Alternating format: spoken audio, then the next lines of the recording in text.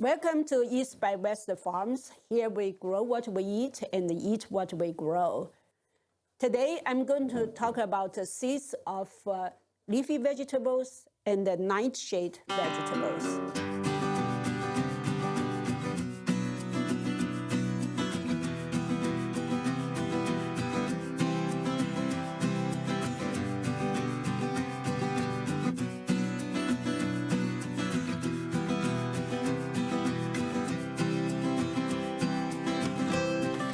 This is part 2 of a series about seeds.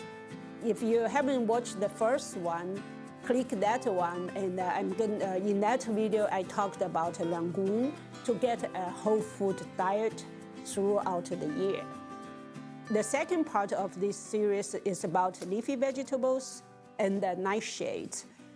We ate a lot of leafy vegetables, and it's just unbelievable how much we ate, especially when, since last year, since the pandemic, we pretty much stopped going to the groceries.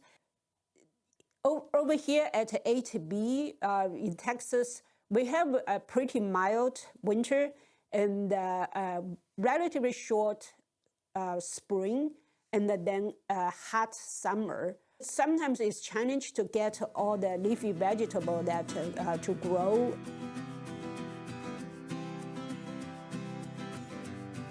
First, I'm going to talk about cool season vegetables. My first choice of cool season vegetable is this hong cai tai, and that is basically brassica, kind of like flax seeds. I think they are very similar, but this one has a purple stem.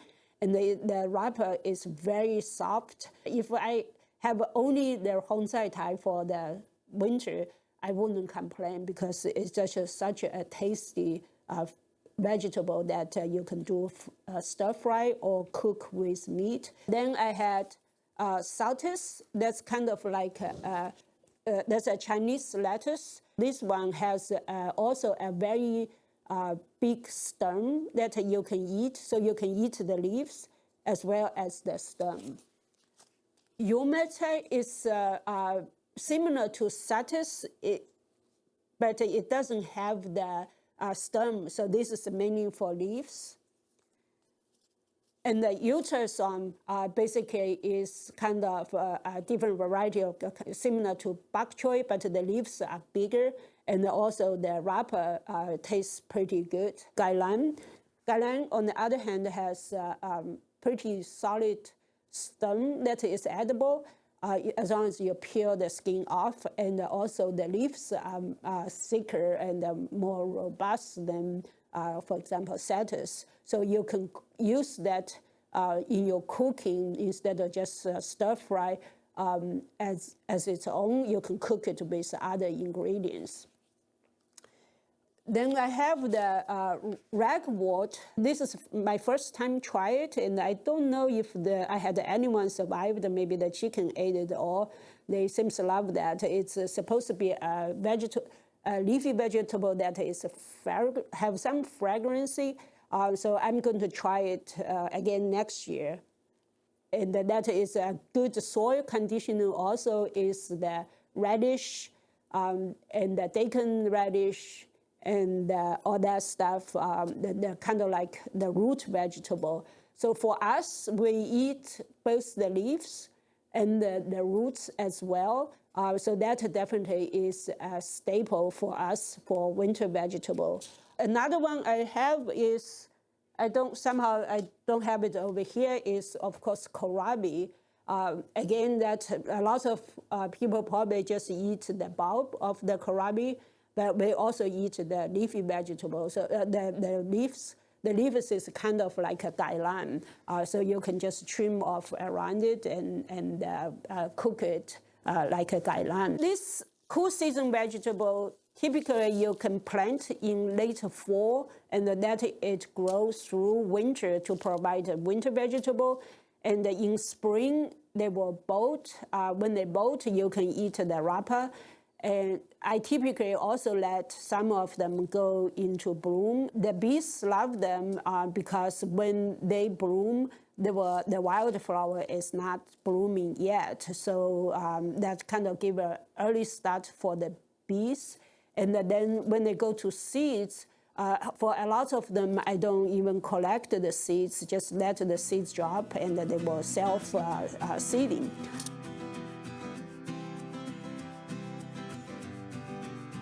The two things that I want to try, and this will be my first try, is one is the Korean perilla, and I think the company we call that sesame seed, sesame leaves. If you have been to a Korean restaurant, you probably had, they make kimchi out of it, and also they use that to wrap the barbecue with it. Another one I got from the Kisazawa seed company is this edible flowers. It's a mix and had different seeds. Some cilantro chives I already have, but there are other flower vegetable that or edible flowers that I didn't have. So I'm kind of looking forward to give this a try and see how that goes. Those are really the two warm season leafy vegetable I have.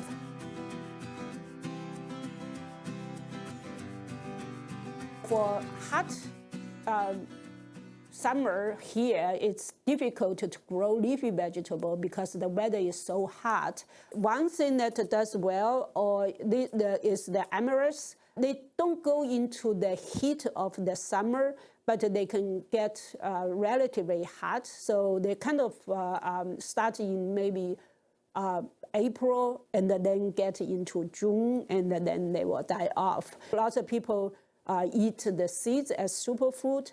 I just let them go into seeds and drop it, and then they will self-seed. This is a sweet potato tuber, but we ate a lot of sweet potato leaves in summer. That is kind of, we literally live on it. You can grow sweet potatoes from a tuber and get the slips. If we don't get slips, we will go to the Asian store and buy the sweet potato leaves. We will eat the leaves and plant the stem and get the sweet potato plant going. Another summer vegetable for us is the empty stem vegetable or water spinach. That one is very invasive and it's considered very invasive. So you cannot buy seeds in US. You can buy seeds in Canada, but not in US. What we do usually is to go to the grocery store like in April and buy the water spinach, again, eat the leaves, and then plant the stem, and that will root and then provide the summer vegetable for us. But last year, we actually got some of the water spinach went into bloom and also got some seeds. I'm excited to try to see how this will grow. For me, whether it will sprout and produce water spinach plants for me. I believe both the sweet potato and the water spinach are actually nightshade family. They have similar flowers. The leaves, they taste different.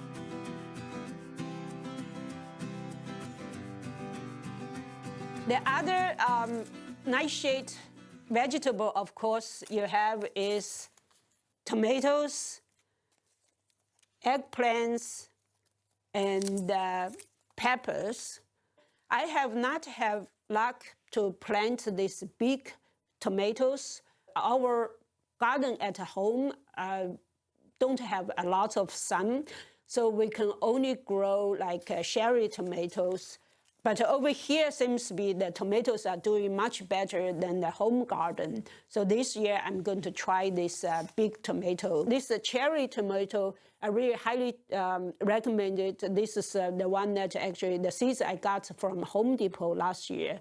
They get bigger cherry tomatoes instead of these small ones. They get like a ping pong ball size cherry tomatoes, and the flavor is amazing. I still have some seeds left. I also saved some seeds myself. So I'm looking forward to plant a lot more this year on this cherry tomato.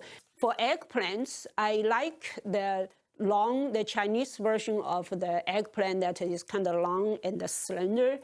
This year, I just got one package. Last year, I didn't plant at all because they are more demanding in terms of the soil. I hope this year the soil is conditioned enough for the eggplant to grow. And then peppers. We eat a lot of peppers. I know I said we eat a lot of leafy vegetables.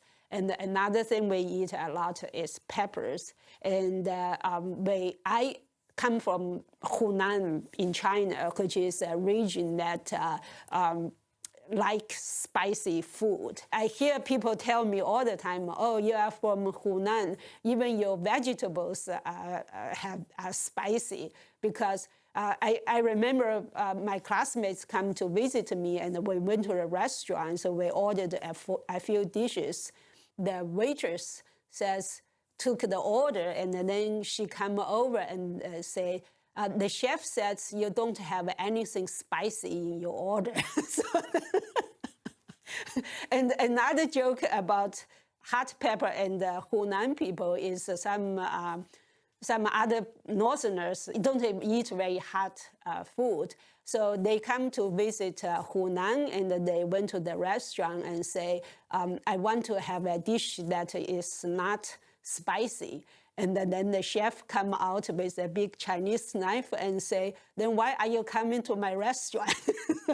In Hunan, the peppers are not spices. They are ingredients for cooking, and they actually have a whole dish that just have pepper. And of course, they use mild pepper for that. So that's like this shishito pepper. Some of you guys probably had that in some Asian restaurant. Sweet banana pepper is another one that you can cook by itself. They are mild. I think the pepperoni is also spicy. I didn't get any New Mexico pepper last year.